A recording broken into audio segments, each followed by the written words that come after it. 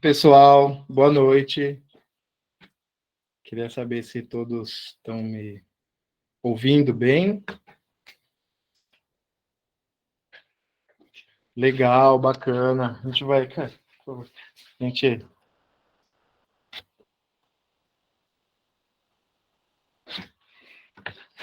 estava com fundo aqui, vamos deixar o fundo natural, né? Aí, pronto. Pessoal, boa noite. Legal o feedback aqui de vocês, de que estão todos me ouvindo bem, tá? Para quem não me conhece, muito prazer. Eu sou o Lucas Carvalho. Só um segundo. Eu estou falando aqui e o pessoal está entrando, tá? E aqui a gente vai ter que clicar em permitir. Então, se eu cortar assim, é porque eu estou clicando aqui para entrar, tá? A Glauce Dias acabou de entrar. Seja bem-vinda, Glauce. Agradeço a todos que estão presentes aqui na sala. Kelvin, Kelvin Melo, a Márcia, o Carlos e todos os demais que estão presentes. Legal. Pessoal, dando os 2, 3 minutinhos aí para a turma terminar de entrar. Né, ó, a Isabela aqui. Isabela, seja bem-vinda à aula, Isabela. Bem, todos que já entraram aí, eu vou estar iniciando, tá? E novamente me apresentando, para aqueles que ainda não me conhecem, para aqueles que ainda não tiveram a oportunidade de assistir alguma aula ou alguma live do Instituto Mileto, muito prazer, eu sou o Lucas Carvalho, sou professor de filosofia, sou psicanalista também, e junto com o professor Caio Carota, a gente sempre traz conteúdos relevantes no tocante à filosofia, né, de todos os períodos, né, e por que eu falei a gente decidiu trabalhar o estoicismo? Porque o estoicismo é uma filosofia que surgiu lá na Grécia Antiga, com Zenão de Sítio, e que até hoje é muito, muito popular, tornou-se popular nos últimos tempos, principalmente aí com a difusão das redes sociais, aí o estoicismo, ele acabou voltando à pauta aí, né? E é uma filosofia incrível e fascinante. A gente vai... Bem, em primeiro lugar, antes de eu falar sobre as paixões no estoicismo, só um segundinho, pessoal, está entrando aqui. O Tiago acabou de entrar, seja bem-vindo, Tiago. Antes de eu falar sobre as paixões necessariamente ditas no estoicismo, eu vou dar um breve panorama, uma breve palhinha, para quem não sabe o que foi o estoicismo. O estoicismo, ele foi uma filosofia que surgiu lá na Grécia Antiga com o Zenão de Sítio. Tá? Vou dar um panorama bem breve sobre o estoicismo, tá, pessoal? Para que a gente possa linkar isso ao tema das paixões. Tá? Então, assim, a filosofia estoica, ela surgiu lá na Grécia Antiga com o Zenão de Sítio. Teve outros 2 pensadores importantes para a contribuição do estoicismo, depois do Zenão, o seu criador, que foi o Cleantes de Assos e o Crisipo de Solis, outros 2 nomes importantes do estoicismo grego. Depois disso, o estoicismo, ele, com a expansão helênica, ele acabou indo parar lá em Roma, no Império Romano, onde a gente fala que teve a tríade do pensamento estoico, a Estoa Nova, onde o estoicismo ganhou o seu auge, obteve aí o seu apogeu, né, intelectual e produtivo, que foram 3 nomes aí que a gente, né, classifica, que foram 3 medalhões aí do estoicismo romano, que foi o Sêneca, o Epicteto e o Marco Aurélio. Para a gente ver como o estoicismo é uma filosofia tão eclética, né, que dentre os que eu citei, Sêneca, Epicteto e Marco Aurélio, a gente tem um escravo, que foi o Epicteto, escravizado durante toda a sua vida, e a gente tem nada mais, nada menos do que um imperador romano, que foi o Marco Aurélio. Dois nomes importantíssimos para o estoicismo, que produziram um conteúdo muito relevante para a construção do pensamento estoico. E a gente vê, basicamente, vamos dizer assim, dois lados opostos, né? De um lado, um escravo da época, em Roma, e na outra ponta, simplesmente o homem mais poderoso do mundo conhecido do Império, que era o imperador, nada menos do que o imperador. Né? Bem, dado uma breve introdução a respeito do estoicismo em si, a gente trouxe para essa aula o tema das paixões no estoicismo. O estoicismo, ele é uma filosofia muito completa, eu vou dizer assim, e muitas pessoas se confundem, né, quando o tema é estoicismo, principalmente porque o estoicismo, ele não tem um chavão próprio, né, que classifica ele, como, por exemplo, quando a gente, né, que a gente associa de imediato, quando a gente fala do platonismo, já de imediato já associa, mundo das ideias. Cinismo, negar as convenções sociais, entenderam? Só que, assim, epicurismo, busca pelos prazeres.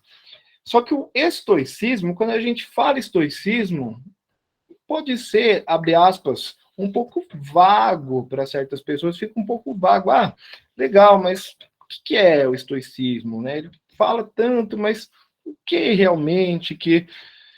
Existem vários temas e vários pontos abordados no estoicismo.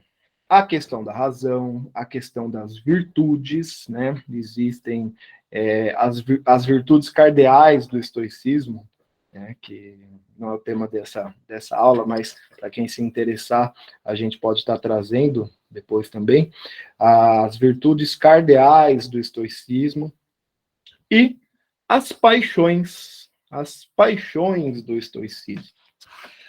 Bem, quando a gente fala em paixão, obviamente, o que vem de imediato na nossa cabeça, até fruto aí do senso comum, obviamente, seja para quem for, quando falamos de paixão, de imediato a gente associa com a paixão romântica, né, com a paixão romântica, com a paixão, né, aquela paixão perdida, aquela paixão por outra pessoa, né, a paixão amorosa, aquela paixão que eu acredito que todo mundo que está me vendo aqui já sentiu.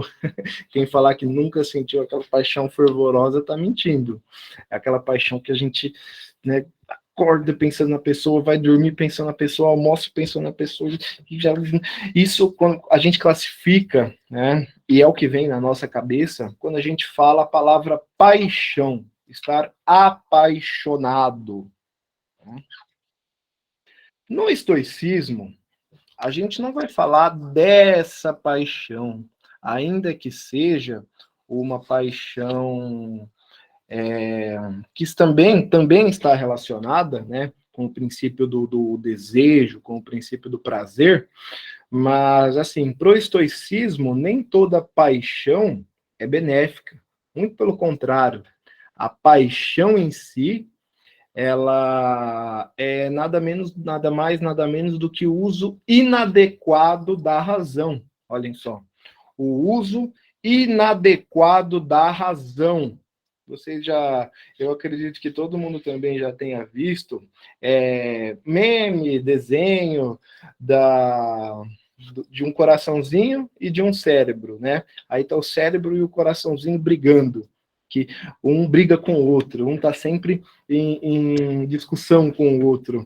né? O cérebro fala, não é assim, aí o coração...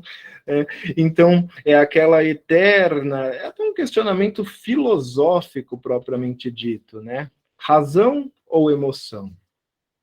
Mas, para o estoicismo, a paixão, ela transcende a emoção. Por quê? Porque ela é cega. Enquanto a virtude em si, ela consiste na ação que desenvolve-se pelo exercício da razão, tá? A virtude, um dos pontos principais trabalhados pelos estoicos, ela consiste nessa ação que se desenvolve através do exercício racional, tá? E a paixão não. A paixão é a ausência de razão, ou até o seu uso inadequado. Quem utiliza-se de princípios racionais para fazer mau uso dele e alimentar essas paixões. Né? Existem as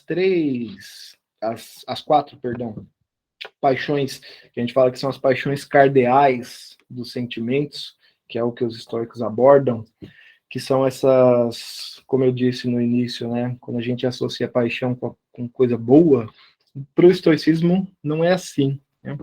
Quais são, Lucas, essas quatro paixões cardeais do estoicismo?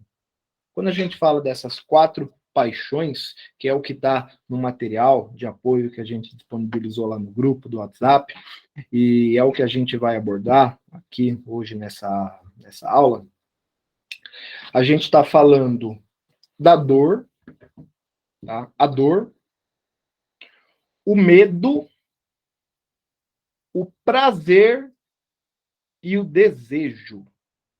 Dor, medo, prazer e desejo. Ah, Lucas, então você está me falando que o medo, a dor, coisas tão ruins para nós, seres humanos, né? Poxa, ninguém gosta,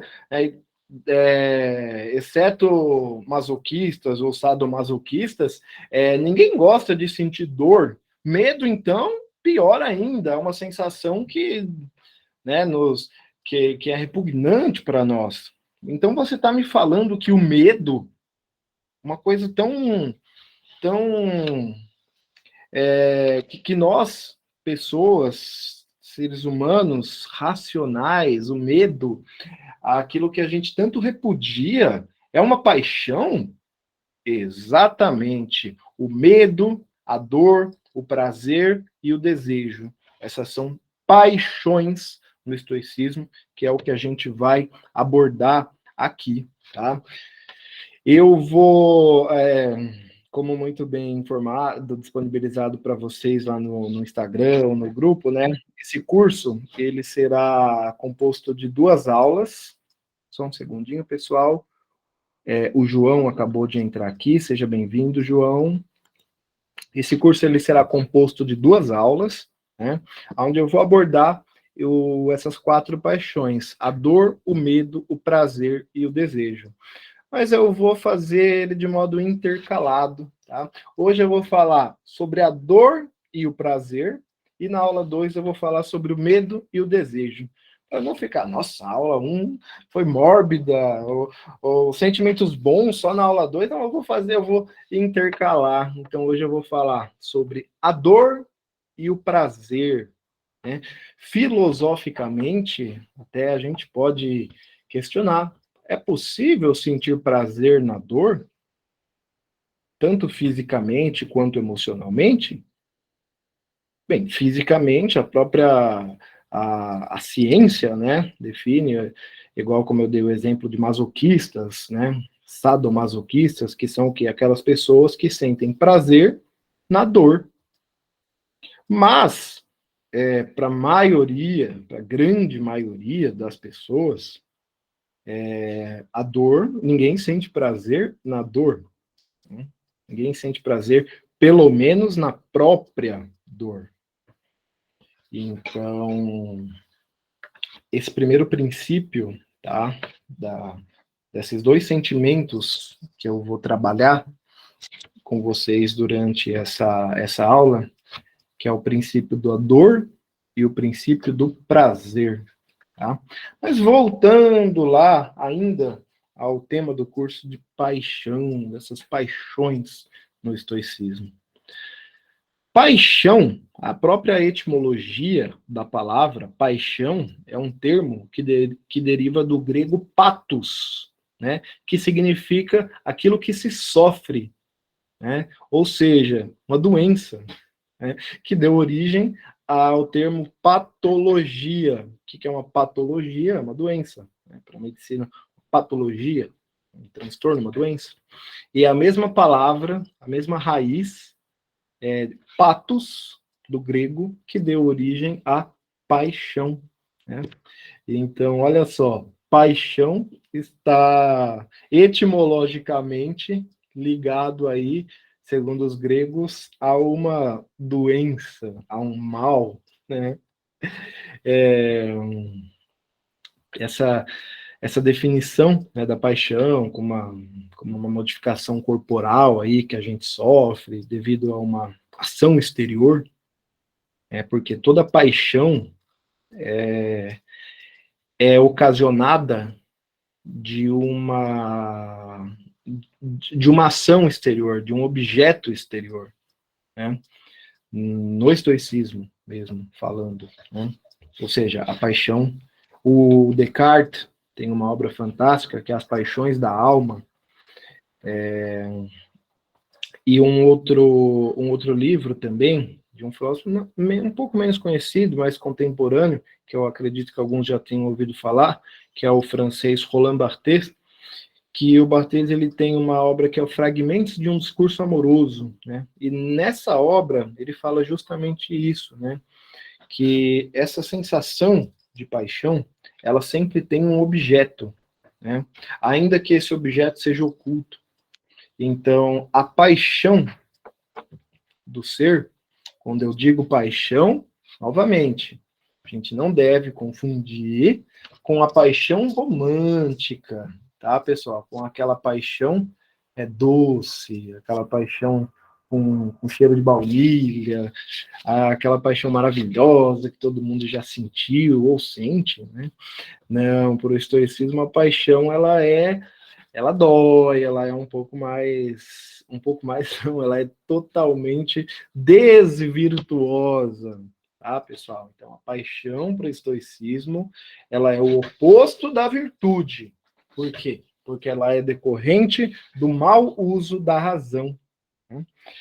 Então, se a virtude, como a gente vai ver, é um movimento de entrar aí em harmonia com a natureza, as paixões, como eu disse, elas são exatamente o contrário. A paixão é uma desarmonia, segundo os estoicos. Tá? Uma força que nos empurra para longe da gente mesmo e que faz a gente entrar nessa desarmonia com a natureza. Ou seja, a paixão nada mais é do que a passividade da alma. Uma outra palavra, de outro termo também, da mesma raiz, de origem grega. Passivo, passividade, a passividade da alma. O que é algo passivo? Algo sem potência, algo sem princípio de agir, ou seja, algo totalmente vulnerável. Então, a paixão, segundo os estoicos, ela é uma passividade da alma, ela é uma fraqueza, tá? É uma fraqueza. Então, ela é esse movimento, tá? Da nossa alma que não é natural. É um movimento realizado por uma coação exterior, tá? Uma coação exterior. Então, novamente segundo a filosofia estoica, a paixão, ela não é natural, tá? Ela não é algo natural. Entrando agora no nosso primeiro exemplo, na primeira paixão, né, que a gente vai abordar aqui, que é a respeito da dor. A dor. Ninguém gosta de sentir dor, né? Como eu disse, salvo algumas exceções, A grande maioria não gosta de sentir dor. Por quê? Porque a dor física ou a dor mental, ela indica que é um movimento contrário à nossa natureza. Vou pegar um exemplo da dor física, né? Aquela dor física que a gente sente em qualquer parte do corpo. Tá? Anatomicamente, a medicina classifica uma dor como uma desarmonia natural do nosso corpo. Ou seja, grosso modo, se dói em algum lugar do nosso corpo, falando da dor física, tá? Para traçar um paralelo, se dói algo, é porque algo está errado, né? E precisa ser, vamos dizer assim, corrigido. A dor física. Por exemplo, se dói o meu dente por 1, 2, 3 dias, opa, tem algo errado. Não é natural doer o dente. Vou no dentista. Pode ser uma cárie, pode ser um excesso, enfim. Poxa, dói minha cabeça. Tô sentindo uma dor crônica. É porque não é natural, né? A própria evolutivamente, né? Falando hoje, mais da metade da população mundial sofre de dor de cabeça, né, por causa dos avanços tecnológicos rápidos e que o nosso desenvolvimento cerebral não foi capaz de acompanhar, né, esse desenvolvimento tecnológico muito rápido.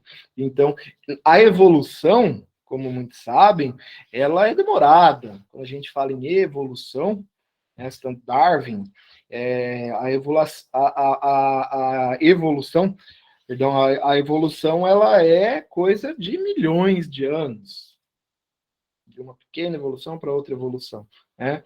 E o desenvolvimento tecnológico desenfreado, principalmente nos últimos 2 ou 3 séculos, né, levou a gente a estímulos que até então naturalmente nosso cérebro não foi preparado para ter. Então isso nos causa a tão famigerada dor de cabeça que todo mundo sente, né? Mas foi só um paralelo, tá, pessoal? Mas qualquer dor, eu tô com uma dor no joelho, tô com uma dor no cotovelo, no braço, é porque provavelmente eu dei uma pancada. Uma pancada é algo não natural, ou seja, vai fazer com que meus nervos trabalhem de maneira contrária ao ciclo natural do corpo. Ou seja, resumindo, falando da dor física, para a gente traçar e para a gente pavimentar esse paralelo que eu quero fazer, a dor emocional, que é a dor, obviamente, filosófica, que a gente vai abordar aqui. Né? Isso não é uma aula de medicina, ou enfermagem, ou fisioterapia, a gente fala da dor física, mas pavimentando, só para a gente ter esse... A dor física é um sinal de que há uma desarmonia no nosso corpo. Algo não está correto. E a dor emocional, Lucas? E a dor mental? E a dor da alma, vamos dizer assim, né? Idem, também. Também é esse movimento contrário à nossa natureza, né? Falando da dor. A dor indica, como eu disse, que nosso corpo está sendo contrariado, tá? Desnaturalizado, até melhor dizendo, por algum fator. Ou seja, a dor é a força, né, que vem de fora e obriga nosso corpo a realizar movimentos contrários aí a essa essência. Seja a física, seja a emocional. Emocional ou mental, né? Enfim, eu uso como na filosofia eu prefiro usar o termo emocional, né? Filosoficamente falando. Mas não há problema algum, por exemplo, a dor mental ou a dor emocional. Filosoficamente falando, eu prefiro falar dor emocional, porque está relacionado às nossas emoções, que nada mais são do que, adivinha? Paixões. Olha só, emoção, paixão. Então, a paixão emocional, ela se manifesta como de diferentes modos, né? Em diferentes sentimentos. Essa paixão dolorosa, né?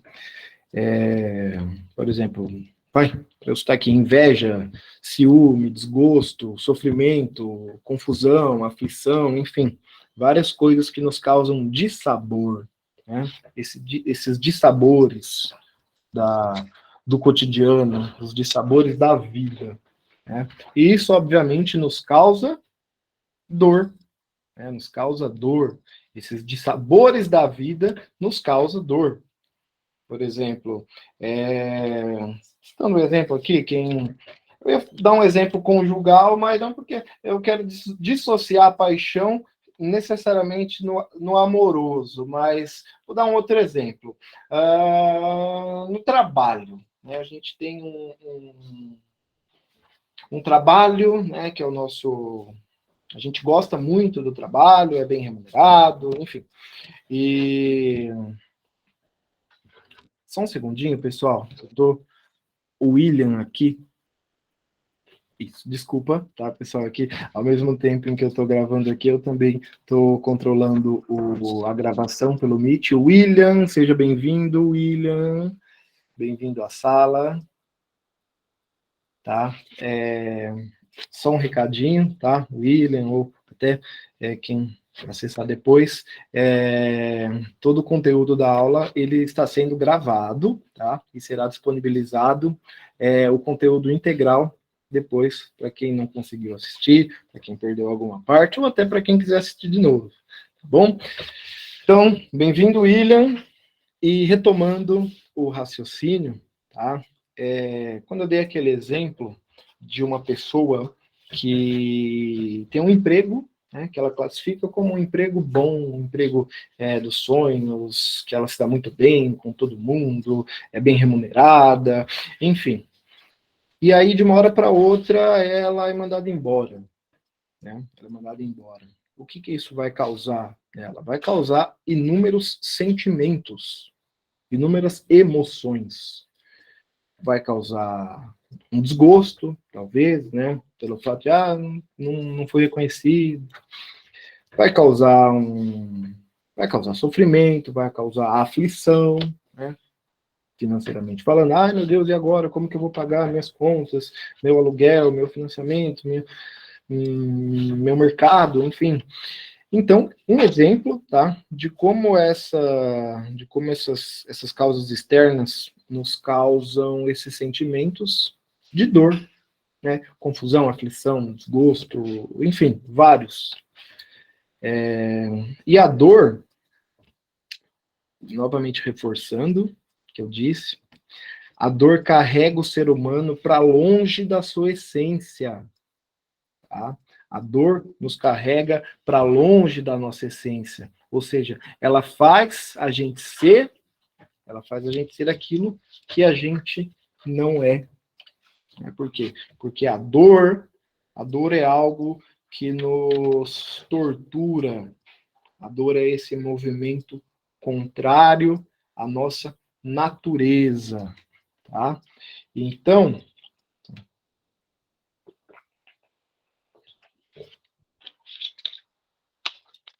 tomando o pessoal raciocínio, a dor, ela é justamente esse movimento que nos faz contrários, né? Então, de uma maneira apaixonada, tá? De uma maneira apaixonada, a dor, ela é forte, né?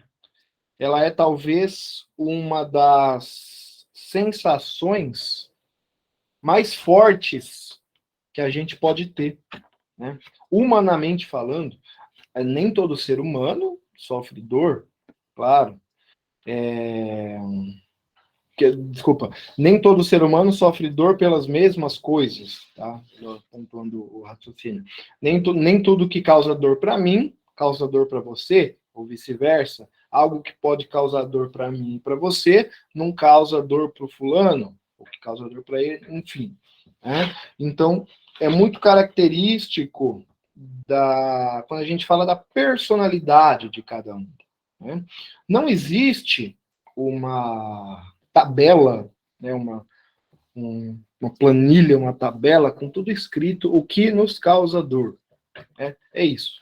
Ó, o que causa dor é isso aqui.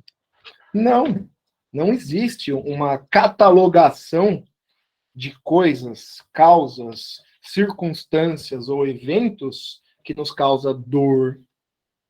Isso é íntimo de cada um, por mais variadas razões, né? Questão de personalidade, enfim, inúmeras razões. Claro, existem coisas que são mais comuns, até pela nossa característica como seres humanos, né? Por exemplo, a sensação de rejeição, né? Sentir-se rejeitado é um sentimento horrível, o sentimento de rejeição. Nos causa traumas muito grandes e nos causa, adivinha? Dor, né? Dor. Existem pessoas que são mais cascudas, assim, com a rejeição do que outras, né? Algumas são mais facilmente emotivas, para eu emocionar fulano A, eu pegar, por exemplo, fulano, a pessoa A e a pessoa B, né? A pessoa A é muito emotiva, a pessoa B é mais casca grossa, né? Falando um pouco no tocante à personalidade, né? Então a pessoa A é aquela pessoa mais que tem mais sensibilidade com as coisas, né? Que assiste um filme e chora facilmente, né? Não precisa nem ser aquele filme que né? Exceto Marley e eu, que esse aí que quem não chora vendo esse filme não é ser humano. Uma pessoa, brincadeira da parte. A pessoa emotiva, né? A pessoa é o quê? Aquela pessoa que tem menos resistência à rejeição. Então, como eu disse, ela se emociona facilmente, o choro, né? O choro nada mais é do que uma manifestação física da emoção, né? Tanto que o choro, ele é a própria medicina classifica o choro como uma descarga forte de emoção, né? Por isso que a gente chora em dois picos, em dois polos, né? Ou quando a gente está muito contente, ou quando a gente está muito triste, né? O choro, ela é essa descarga de emoção, né? Existe eu vi um vídeo, uma explicação fascinante. Confesso que me fugiu agora a explicação detalhada, porque era uma explicação muito técnica, né, neurocientificamente falando, muito técnica, mas que eu achei que eu pirei, assim, que falou o movimento neurocientífico, né, neurológico nosso que nos faz chorar, né? Então, é isso, né? Eu lembro que o papai explicou direitinho, isso, que nos faz ter essa descarga de um neurotransmissor. Eu não, enfim, eu sou filósofo, né? Então, é de um certo hormônio, né? Neurotransmissor, hormônio, eu lembro, que faz ter esse pico emocional, né? Então, o choro, a gente chora nos picos de dor e também nos picos de prazer, os picos de júbilo, né? Que é justamente a próxima paixão que eu vou abordar, né? Que é o prazer, né? Então, agora eu estou fazendo um intermédio entre essas duas para classificar esse paralelo, né? São dois polos opostos, mas podemos dizer que são dois polos opostos da mesma pilha, da mesma coisa, né? Então, o que diferencia a dor do prazer é a intensidade. Né? O que diferencia a dor do prazer é a intensidade.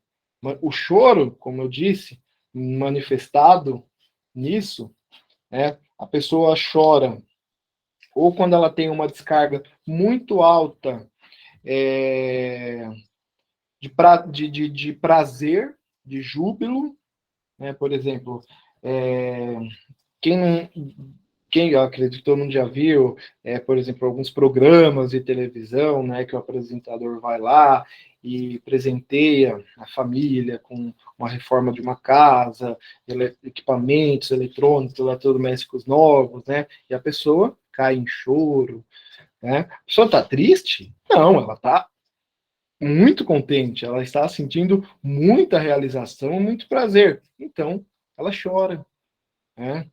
É, no polo oposto, que é mais associado, que vem a dor.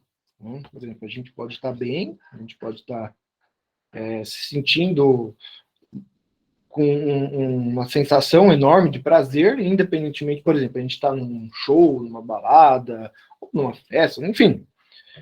A gente está bem, está normal, e um exemplo, a gente recebe um telefonema com uma mensagem de que uma pessoa querida veio falecer, né?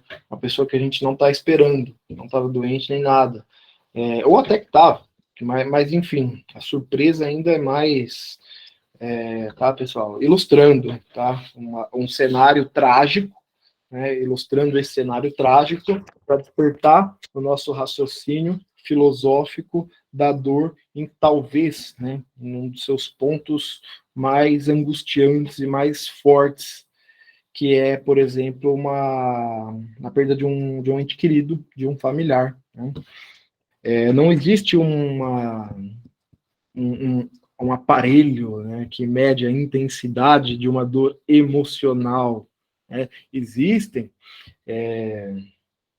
eletrodos, né? Enfim, a medicina classifica, mede dores físicas, né? Mas a dor emocional, não existe uma tabela, não existe um indicador, né?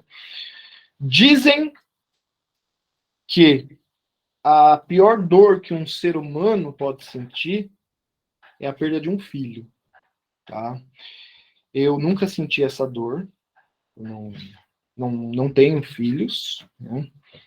Talvez até quem tem um filho pode ter uma linha de raciocínio mais apurada do que eu, que não tenho. Quem tem filhos, por exemplo, né, pode imaginar como seria a dor da perda de um filho. Acredito que muitas das pessoas que estão aqui nessa sala têm filhos. Só de imaginar esse evento trágico já nos causa uma dor imensa, né? Perder um pai e uma mãe também é uma dor imensa. Mas dizem, como eu citei, que perder um filho é uma das dores, se não é a dor mais aguda emocionalmente falando que um ser humano pode ter, né? E, por exemplo, se você recebe a mensagem da perda de um filho ou de um ente querido, eu citei o exemplo de um filho porque, né, como eu disse, e já li, né, que dizem que o pico de dor mais alto, mas quando a gente está bem, a gente está normal, a gente está pleno e a gente recebe a mensagem do falecimento de alguém e a gente cai em choro na hora, de imediato. Né? Caímos em choro, somos tomados por um mix de sensações, entre eles mais fortes, desespero, sofrimento, angústia. Né? Ou seja, novamente o nosso cérebro elevando ao pico máximo, ao pico mais alto, o sofrimento, a dor, né, o desgosto. O desgosto, tá, pessoal? Quando a gente fala desgosto, ele tem um sentido filosófico mais amplo, tá? É, não no sentido apenas do sentir desgosto como uma apatia, algo, né? O desgosto no sentido de um dissabor muito, muito, muito, muito acentuado, né? Então, vamos lá. Essa dor, tá? Eu citei esse exemplo da perda de um parente, tá? Mas eu posso citar para ilustrar, tá, pessoal? O que a gente, né? Como eu disse, os picos máximos de dor. Mas a dor, ela pode vir em situações mais brandas também, né? Como eu também citei, a demissão de um emprego, uma briga com alguém que a gente ama e que a gente fica um certo tempo sem ter contato, aquilo vai trazer uma dor muito grande para a gente, e até as menores também, dores pequenas, né? Por exemplo, a gente deixa eu olhar para o meu redor para citar um exemplo, um livro não, uma caneta, né? Vou tentar ser mais, vamos supor que eu tenho essa caneta, eu gosto dessa caneta aqui, né? Eu tenho um apego por ela, e essa caneta, vamos supor que é roubada de mim. Agora, vem alguém e fala, passa a caneta. Fala, perdi a caneta, roubaram minha caneta. Poxa, eu gostava tanto dessa caneta. Caramba, né? É uma dor também. É uma dor. Então, olha só, a intensidade emocional da dor, o quão vasta e o quão vasta e o quão grande pode ser uma dor, tá? Um outro exemplo, eu tenho aqui um fone de ouvido, né? Tô indo trabalhar de manhã com meu fone de ouvido, no metrô, no trem, ouvindo lá um som, e aí o fone pifou. Pifou, não tem mais jeito, pifou. Poxa vida, é uma dor, é uma dor, tá? Ínfima, mas ainda assim é uma dor. Para ver como a escala de dor, ainda que a filosofia não possa medi-la, ainda que a gente não consegue medir a dor emocional, tá? A medida dela é totalmente filosófica, né? A medida de uma dor ela é totalmente filosófica. De um exemplo que eu citei, tá? Falando dos dois picos assim de dor, né? Das pequenas dores de perder algo, de ficar triste, né? Ficar chateado, puxa, perdi meu fone de ouvido, ou então rasgou a minha camisa que eu tanto gostava, minha blusa, manchei de tinta que não sai mais, né? Passando por dores mais intermediárias, né? Como brigar com alguém que a gente gosta, com algum amigo, com algum parente, perder o emprego, entendeu? A gente vai subindo na escala da dor, né? A gente vai subindo na escala da dor, até chegar no que considera-se das maiores dores que o ser humano pode sentir, a perda de um ente querido, tá? Mas repararam? Desculpa.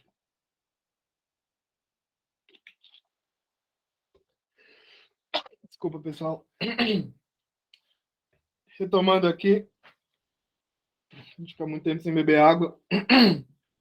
Repararam que essa escala de dor ela é totalmente subjetiva, totalmente filosófica, né? Lucas, por que a perder um parente, um ente querido, me causa mais dor do que perder o emprego? Por quê? Por que perder o emprego me causa mais dor do que ter, por exemplo, meu carro roubado, que não tinha seguro, que eu esqueci de renovar ou não fiz o seguro e roubaram meu carro, perdi meu carro. Por quê? E por que terem roubado meu carro sem seguro é uma dor maior do que quebrar minha televisão? Por que quebrar minha televisão é uma dor maior do que quebrar o meu fone de ouvido? Por que quebrar o fone de ouvido é uma dor maior do que a tinta da minha caneta Bic? Entendeu? Olha a proporção, olha a escala. O que garante que uma dor é maior que a outra? Tá? Se a gente perguntar isso para um neurocientista, ele vai dar uma explicação muito ampla, né? Não, porque os transmissores, né? E vai dar toda aquela explicação técnica, até aqueles, né? Mas ainda assim, filosoficamente, a gente não explica. Por quê? Porque está no nosso íntimo, tá? E a dor, ela nada mais é do que uma, vamos lá, paixão. Ela é uma paixão.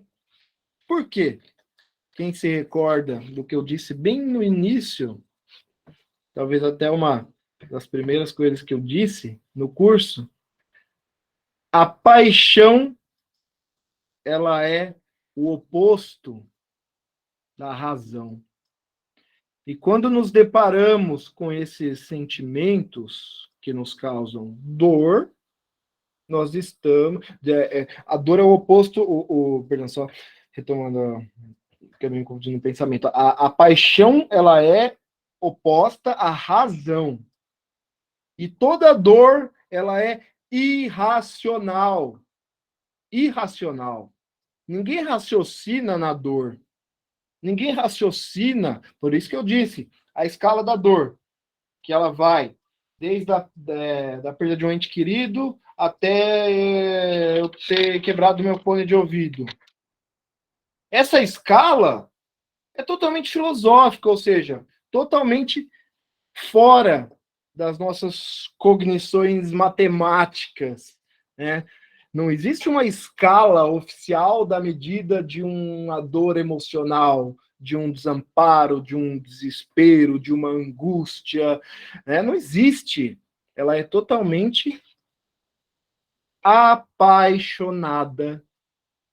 Então a dor, ela é totalmente apaixonada. Por quê? Porque ela é um resultado de um uso inadequado ou de um não uso da razão, né? A própria filosofia e a psicologia também, por exemplo, ela utiliza da razão em várias terapias para o tratamento de angústias, de coisas que causam certos traumas, por exemplo, né? Procura um terapeuta, uma análise, né? Alguém que está com alguma dor emocional, certo? Seja ela consciente, seja ela inconsciente, né? E o que tanto a psicologia ou a psicanálise vai trabalhar? A razão, né? Então, o terapeuta ele vai fazer a figura do racional, né? Enquanto você vai estar lá soltando o seu emocional, soltando a sua paixão, né? Que está dentro de si, a paixão está saindo, né? E no outro lado, a figura de um terapeuta vai estar trabalhando e agindo como o cérebro, como o racional, né? Vai identificar, não, peraí, ele me falou isso, mas ele já tinha citado algo semelhante anteriormente. Então, dá para a gente ligar os pontos aqui e ali. Então, olha só, tá, entendeu? Ligando os pontos, o que o terapeuta está fazendo? Razão, utilizando a razão, técnicas, ciência, na psicologia propriamente dito, né? E a psiquiatria também. Ciência, razão, com base em uma dor, ou seja, com base em uma paixão, com base em algo totalmente irracional, né? E indo agora para nossa segunda paixão, né? Que a gente vai falar aqui do prazer, né? Vamos falar do prazer, como um questionamento filosófico que eu disse no início, né? É possível sentir que é possível sentir prazer na dor? Sim, é possível. A ciência já demonstrou, né, que certos indivíduos masoquistas, sadomasoquistas, né? Mas é possível que uma dor vire prazer ou um prazer vire dor e vice-versa a toda hora, de vários modos, né? Ou seja, é possível essa maleabilidade entre ambos, né? Como a gente está falando de paixão, eu não poderia deixar de citar o exemplo da paixão amorosa, né? Da paixão, daquela paixão doce, da paixão que todo mundo gosta, ou não. Vamos supor que eu tenha uma namorada. Eu não estou namorando ainda essa pessoa, mas vamos supor que a gente está numa fase de se conhecer bem, né?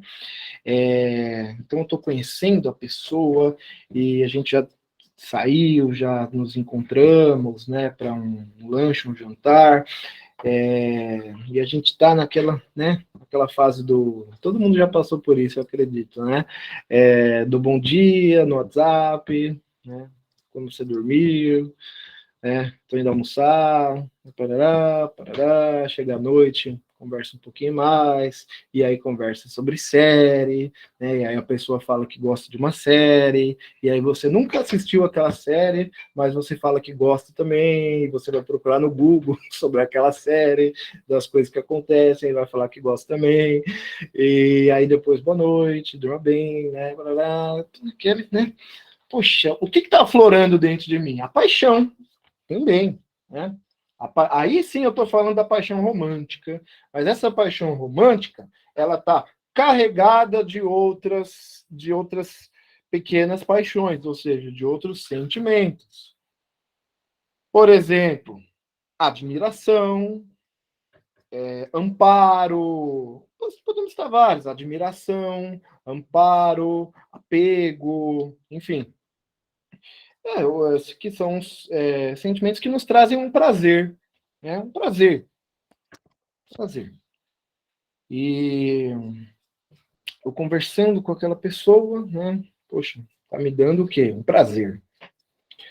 Só que aí eu mando um bom dia para ela no dia seguinte e ela não me responde. Aí a gente fica, deve estar a correria, né? Aí passa 9, 10, 11 da manhã, a gente entra no WhatsApp, vê que tá online, vê que postou história no Instagram e não respondeu o nosso bom dia. Aí a gente já vai começa a ser tomado pelo sentimento da angústia, né? Então aquela conversa baunilha, né? Que estava na noite anterior, conversando sobre séries, sobre pratos favoritos, né? E tava, poxa, aquele sentimento bacana, gostoso, aquele prazer, né? E boa noite, durma bem, bons sonhos, né? E aí no dia seguinte já a pessoa, aí você começa a falar, caramba, será que eu falei alguma coisa que não deveria? Ou será que... E aí já começa a passar um turbilhão na nossa cabeça, né? E aí a gente já começa a ser tomado por determinados sentimentos, então vai trocando os sentimentos dentro de nós. Aquele sentimento de contemplação, aquele sentimento de serenidade, aquele sentimento mais gostoso dentro de nós, vai começando a se dissipar, e aí, conforme o tempo vai passando, começa a vir sentimento de angústia, começa a vir sentimento de dor, né? Dor, né? E aí, e aí você fica e a pessoa não responde, e aí do nada a pessoa vem e começa a conversar com você, fala que qualquer coisa, enfim. E aí você volta naquele sentimento de prazer, né? Você volta com as borboletas no estômago, as borboletas que estavam lá cochilando, acordam, começam a voar. Prazer. E aí esse relacionamento vai ganhando forma. Você se encontra mais uma, duas vezes com a pessoa, vai ao cinema, vai ao shopping, vai jantar, vai, enfim, começa a ganhar forma. Então a gente está no que diz no processo apaixonante, né? Só que nesse intermédio, nesse processo, existem vários picos de algumas briguinhas, né? Então vamos lá, eu estou bem com a pessoa, a gente está conversando, estou no sentimento de prazer. Do nada a gente briga. Eu já vou imediatamente para o sentimento de dor, né? Ah, tá tudo bem, fizemos as pazes. Sentimento de prazer. Daqui uns dias ou uma semana, briga de novo, sentimento de dor. E aí depois fica tudo normal, faz um passeio maravilhoso, uma viagem incrível, sentimento de prazer. E aí depois, né, você começa a desconfiar da pessoa e sentimento de dor. É uma gangorra. É uma gangorra de sentimentos, de sentimentalidades, né? E essa gangorra nada mais é do que a gangorra do quê? Da paixão. Paixão, né? Tanto o prazer quanto a dor, elas são sentimentos polos opostos da mesma paixão, né? Tanto o prazer quanto a dor são polos opostos da mesma paixão, tá? É uma frase de um filósofo muito que eu admiro muito. Eu mesmo inventei essa frase. A paixão, a dor e o prazer são polos opostos da mesma paixão. Né? Então, quando um prazer ultrapassa a essência do nosso corpo, ela se torna o quê? Ela se torna paixão. Ou seja, quando o prazer carrega a natureza do nosso corpo para além dela, entenderam? Só que agora vamos falar dos bonitinhos lá, dos estoicos. Olha eles aí. Né? Eu dei esse exemplo, tá? É um parênteses que eu quero fazer a respeito de uma filosofia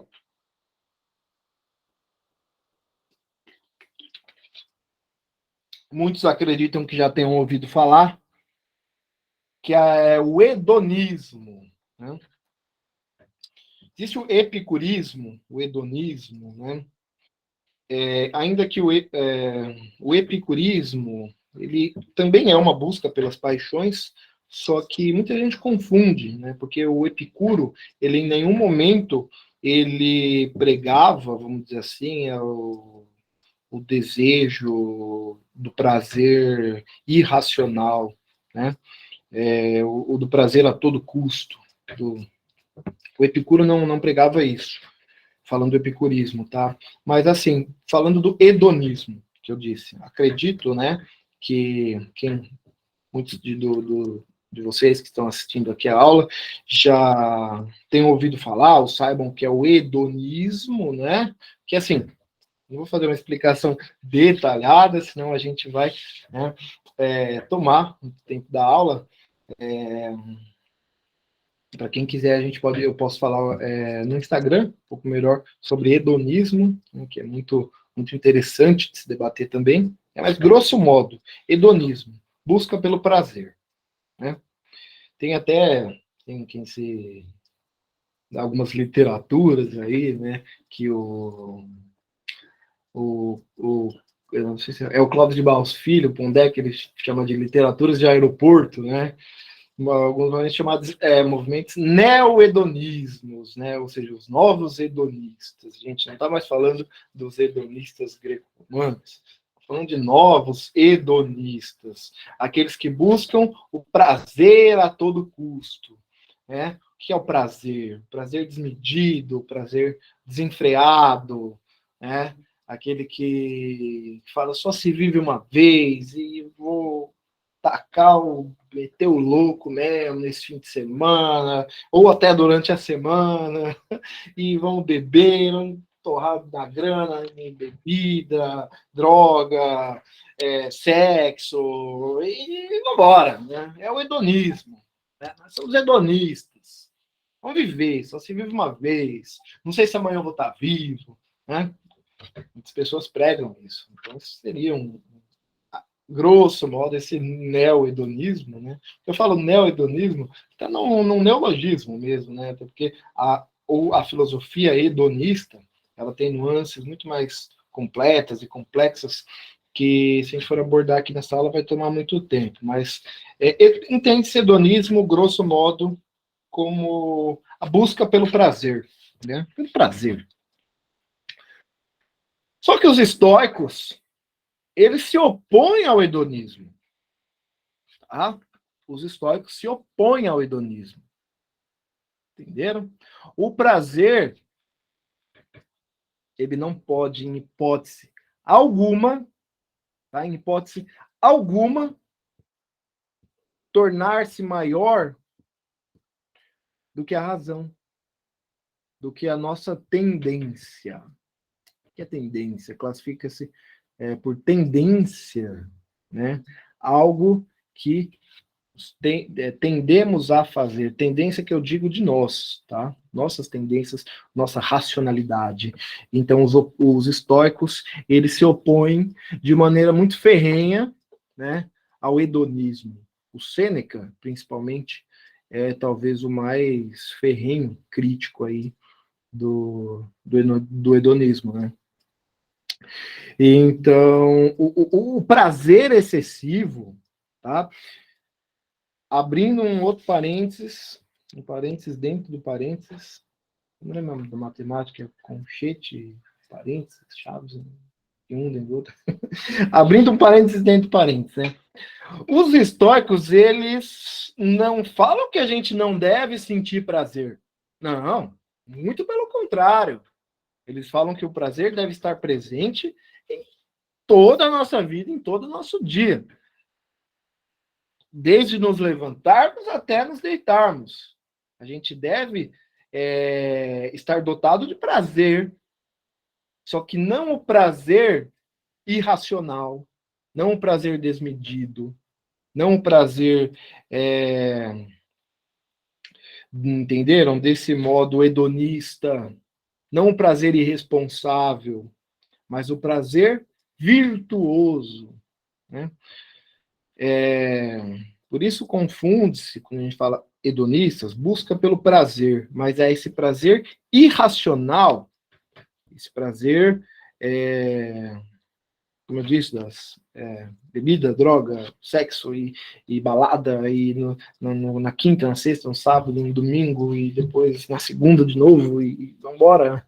Esse é o prazer hedonista, esse é o prazer que, segundo os estoicos, é o destrutivo, tá? Segundo os estoicos, tá? Porque eu não vou o objetivo meu não é fazer julgamento moral nenhum. Tem quem se considera neo-hedonista. Eu busco prazer mesmo, desmedido, a todo custo, Lucas. Qual é o problema? Nenhum. Nenhum, né? Falando aqui da visão dos estoicos, tá? Cada um vive do modo e da maneira como bem entender, claro. Mas o que o estoicismo vai nos ensinar? Aí que tá. O que o estoicismo vai nos ensinar a respeito de sentir prazer na virtuosidade e não na irracionalidade? Porque virtuosidade, trabalho e exercício racional, trabalho e exercício da razão, tá? Paixão voltou, paixão colocou do oposto, no lado oposto ao racional. Aqui está a razão, aqui está o racional. E aqui está a paixão, a inimiga da razão, a inimiga do racional.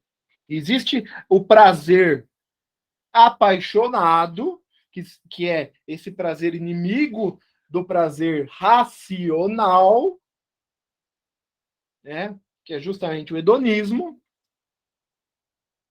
E existe o prazer racional, que é o prazer virtuoso.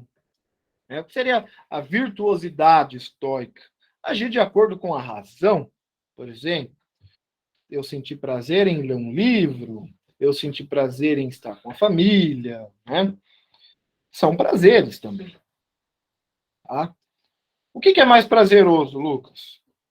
Eu assistir um filme ou eu tomar um uísque? Não sei, depende. Pro fulano é um, pro ciclano é outro. Entenderam? Entenderam? Porque, mas aí que os estoicos eles vão entrar para nos defender. Quando eu falo nos defender, eu digo defender nós, seres humanos, defender a humanidade como tal. Por quê? Porque o objetivo do estoicismo é zelar pela nossa integridade mental, filosófica, no modo de ser, no modo de agir, no modo de viver, tá? Então, novamente, o estoicismo, ele não é contra o prazer. Não é. Ele é contra o prazer hedonista, tá? Mas o estoicismo, ele é totalmente a favor do prazer. O prazer racional, né? Porque, segundo eles, o prazer excessivo, desregrado, né, nos faz esquecer quem nós somos. E o que eu falei anteriormente, fazendo um gancho com o que eu falei, né? O problema, segundo os estoicos, não é a fonte do prazer, mas o desregramento do prazer. Entenderam? O modo excessivo e desregrado com que eu consumo aquele prazer. Né? Por exemplo, ler um livro é algo prazeroso? Para alguns sim, para outros não. Eu gosto muito. Acredito que quem está me assistindo gosta de filosofia, também gosta de ler. Mas, por exemplo, ler um livro é algo prazeroso? Sim, para mim é. Milhões de pessoas, é prazeroso. Só que se eu passar o dia todo lendo, o dia inteiro, eu acordo lendo e almoço com o livro aqui e não faço mais nada na minha vida a não ser ler. Por que você lê o dia inteiro? Porque me dá prazer. Porque me dá muito prazer. Né? E você lê 18, 19, 20 horas por dia. Dorme 4 horinhas e eu passo o dia inteiro lendo. Né? É saudável? É saudável, segundo os estoicos? Não. Obviamente não. Por quê? Porque o problema não está no objeto do prazer. O problema está no desregramento do prazer. Né? Fazer exercício físico me dá um prazer? Sim. Só que se eu passar o dia inteiro fazendo exercício físico, vai, além de me arregaçar inteiro, não está certo, está errado. Né? Estudar, poxa, estudar é virtuoso? Sim. É prazeroso? Para muitos não, mas digamos que sim. Eu gosto muito de estudar. Estudar é prazeroso? Sim. Só que se alguém estudar 20 horas por dia e não fazer mais nada na vida, além de estudar, de um modo viciado, né? Sem parar, né? Esse prazer, essa virtude, ela passa a ser uma paixão irracional, ou seja, uma paixão contra esse modus operandi estoico aí do princípio da virtuosidade, né? Então, por que eu dei esses exemplos da ler, estudar e fazer exercício? Porque são ações virtuosas, né? Que além de ser prazerosas, para muitos sim, para outros não, são ações virtuosas. Poxa, fazer exercício, algo louvável. Estudar, ler, louvável. Só que se você passar o dia inteiro fazendo isso, de segunda a segunda, isso passa a ser uma paixão doentia, passa a transcender o limite do saudável e passa a ser um problema, né? Passa a ser um problema. Igual eu falei de beber, por exemplo, né? Quem bebe. Recomenda-se não beber, tá, pessoal? Mas quem bebe? O cara gosta de tomar uma cerveja, fim de semana, né? Uma cervejinha. Se beber, não dirija, tá? Bebam com moderação. E o cara gosta de beber uma cervejinha lá de fim de semana, com os amigos, um churrasquinho com a família. Ou eu gosto de tomar por exemplo, um whisky, né? Uma vez por semana, tomar um whisky, degustar, ou um vinho, né? Poxa, eu gosto de vinho, eu sinto o aroma do vinho, né? Gosto de degustar vários vinhos, né? Então, beber. Qual é o objeto do prazer? A bebida, certo? Certo. Se eu tomo um vinho por, assim, um cálice de vinho, 1 ou 2 vezes por semana, ou degusto um uísque 1 vez por semana, ou tomo uma cerveja 1 vez por semana, isso passa a ser um problema, socialmente falando? Não. Por quê? Porque é um prazer regrado, tá? Ou seja, ele ainda está sendo segurado pelo racional. Poxa, eu tomar uma cervejinha de domingo, enquanto eu queimo uma carninha, é normal. É regrado, totalmente regrado. Eu tomar um vinho, tomar um uísque, tá? Regrado, totalmente regrado. Só que se eu tomar uma garrafa de uísque por dia, 2, 3, não sei nem quem aguenta, mas enfim, todo dia, 1 litro de cachaça, de aguardente, de conhaque, de uísque, todo dia, né? Obviamente, fugiu da égide do racional e desregrou, foi para o campo da paixão. Lógico, o vício, a dependência química, tá? Isso a pessoa que faz isso, né, já transcende aí os limites do racional, irracional, paixão, irracional, né, para a dependência química. Então, foi só um outro exemplo que eu quis ilustrar para levar como oposto, né? Então, como diz uma frase que eu gosto bastante, né, que a diferença entre o remédio, a diferença entre o antídoto e o veneno está na dose, né? A diferença entre o antídoto e o veneno está na dose.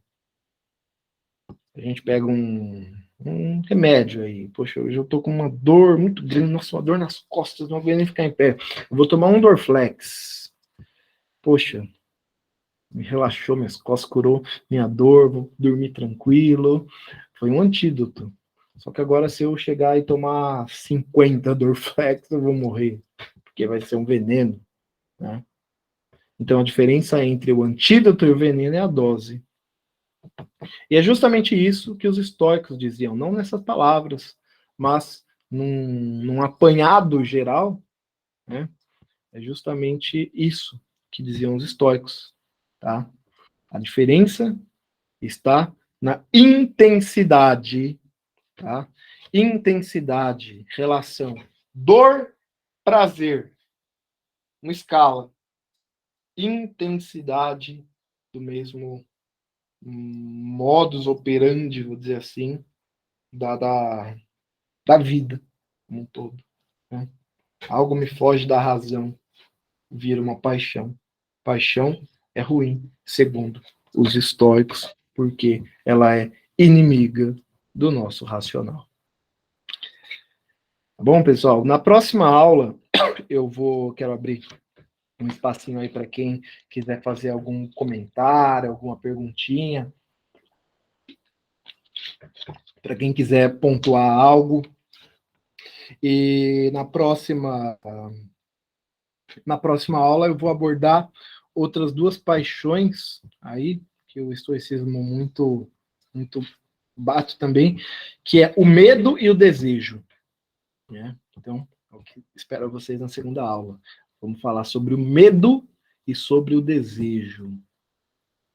E fica uma provocação aqui para vocês. Da mesma forma que a dor e o prazer pode ser considerado o mesmo sentimento, a mesma intensidade sentimental em polos diferentes, também poderia ser considerado o medo e o desejo polos opostos da mesma coisa? Uma provocação aí para a aula de quinta-feira, que é onde hoje eu falei um pouquinho, tá? Lógico, tá, pessoal? Essa nossa aula é de 1 hora e meia, onde eu falei de 2 dos temas amplamente produzidos pelo estoicismo, né? Então, obviamente, não teria como eu falar tudo, toda a produção estoica, citar referências estoicas, né? Citar Zenão, citar Crisipo Sólios, Cleantes de Aço, citar aqui Sêneca, Epiteto, Marco Aurélio, enfim, não seria muito pouco tempo, né? Então, eu procurei concatenar essa ideia, né, desse princípio da dor barra prazer, né, como duas paixões do estoicismo, e na próxima aula é onde eu vou falar um pouquinho sobre medo barra desejo, outras duas paixões do estoicismo, tá? Uh, eu vou ler aqui, ó. Eu tô vendo que tem alguns comentários aqui, tá? É agora que tô lendo os comentários aqui, ó. O Manuel falou assim: então minha razão está sendo negligenciada. Né? O Henrique, aprendi que nunca devo me apaixonar. Não, não é isso não, Henrique. Se apaixonar irracionalmente, segundo os estoicos, não deve mesmo, tá? Se apaixonar irracionalmente. Paixão, vamos lá, retomando, no sentido de perder a razão, perder a cabeça, perder a razão, né? Mas a paixão, no sentido moderno da palavra, não há problema algum, muito benéfica até, né? Aí o comentário da Angélica, que comentou assim: para os estoicos, o que seria a virtude ou uma ação virtuosa? Perfeito, perfeito. Muito, muito bem, muito bom o seu comentário, Angélica. Para os estoicos, a virtude, tá, está justamente nessa. Eu vou tentar elaborar uma resposta de um jeito bem didático, tá? Por quê? Porque vários estoicos que viveram em determinados períodos diferentes, obviamente tiveram influências diferentes, influências socioculturais, socioeconômicas diferentes, né? Então, por exemplo, indo do Zenão de Sítio, criador do estoicismo, até o Marco Aurélio, né? Passam-se aí quase 500 anos, 400 e poucos anos, né? Então, obviamente que a visão de virtude de um é diferente de outro e vice-versa, né? Mas, grosso modo, vamos, quando a gente fala do estoicismo, um apanhado, né? O que seria a virtude? A virtude, uma ação virtuosa. Angélica, ação virtuosa, segundo os estoicos, seria a ação que obedece à razão, tá?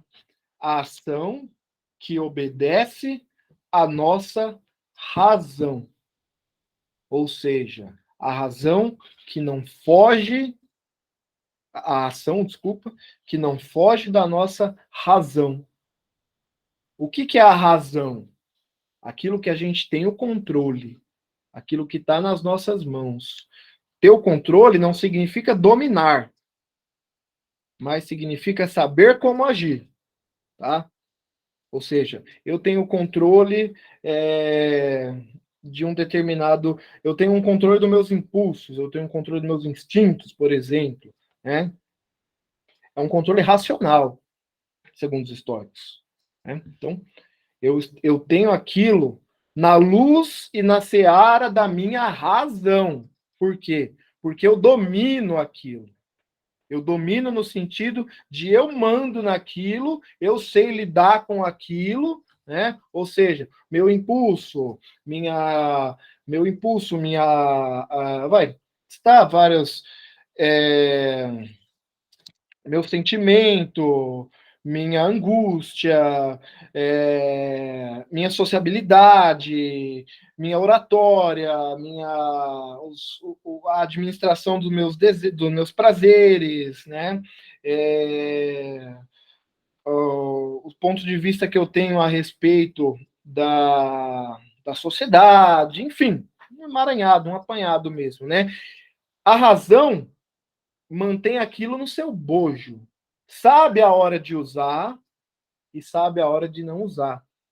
A razão é essa, nas palavras da própria pergunta tua, tá, Angélica? Ação virtuosas. Para os estoicos, o que seria a virtude? É isso, virtude é eu ter na seara da minha razão um punhado de coisas que eu sou responsável, que eu controlo.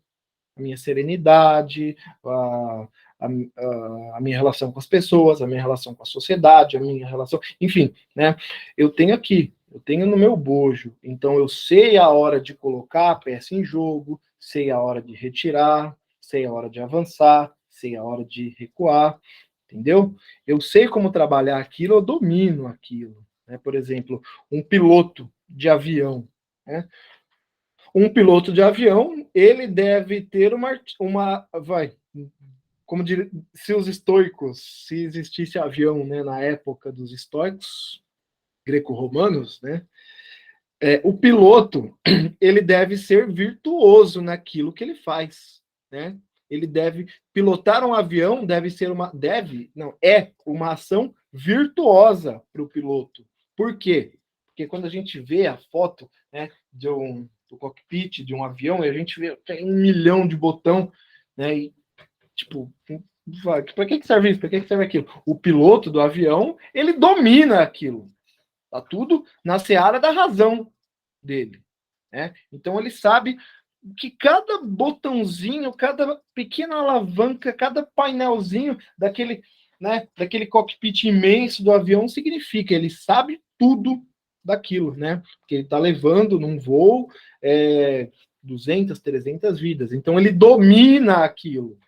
Então o pilotar um avião é o quê? É uma ação virtuosa, é uma virtude, ou seja, dominar através da seara da razão, técnicas ou sentimentos, tá? E o oposto da virtude é a paixão. Vamos supor que eu seja alguém apaixonado por aviões, aeronaves, né? E o meu sonho é pilotar um avião, né?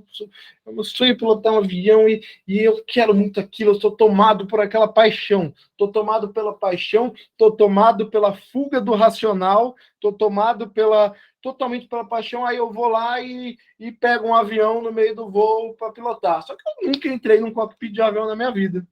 O que vai acontecer? Eu vou borrachar o avião no chão, vou morrer, vou matar 200, 300 pessoas. Então, é uma atitude não virtuosa. Cara, é uma atitude não virtuosa. É uma atitude que, movido por uma eventual paixão que eu teria, vamos dizer assim, para ilustrar, por aeronaves, né? Poxa, meu sonho é pilotar um avião. É o meu sonho. Então faz o curso, né? De aviação civil, não quero fazer um curso muito chato, não. Eu quero só pilotar o avião. Então, não, né? Ou seja, a tua paixão não pode falar mais alto do que a sua razão. Ou seja, essa paixão não pode ultrapassar a sua virtuosidade, né? Foi um exemplo que eu procurei ilustrar. Tá bom, Angélica, dando esse exemplo, não sei se ficou claro para você a resposta, né? Para os estoicos, o que seria a virtude? A virtude, né? Resumindo em uma frase, como eu disse, e só para resumir novamente, a virtude é aquilo que a razão mantém sob domínio do seu bojo. É aquilo que a razão mantém sobre seu domínio, tá? Isso é a virtude, tá bom?